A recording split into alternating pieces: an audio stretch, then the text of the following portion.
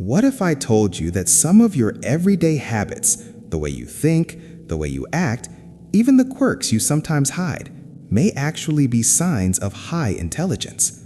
Not grades, not test scores, but deep psychological patterns linked to higher IQ. Let's see how many of these sound like you. First, you enjoy your own company. In a quiet research hub known as Eldoria, psychologists discovered that highly intelligent individuals feel less satisfied with constant social interaction. Their minds don't crave endless conversation. They crave space, time to think, time to create. Solitude isn't loneliness for them, it's fuel. Next, you question yourself.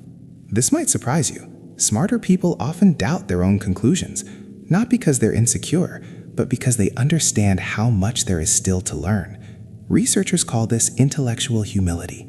In contrast, people with lower ability tend to overestimate themselves, a cognitive bias known in psychology circles as the false confidence effect.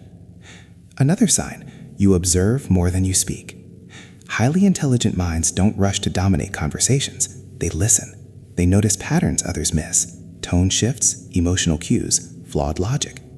In behavioral psychology, this is known as active observation, a trait closely tied to both intelligence and emotional depth.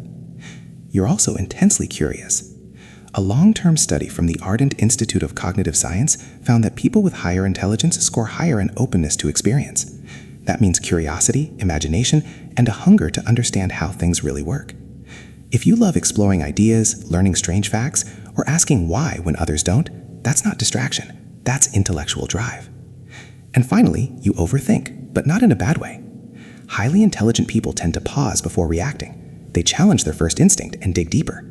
Psychologists call this reflective thinking. It's the ability to slow down, analyze, and choose better responses, a cornerstone of complex problem solving.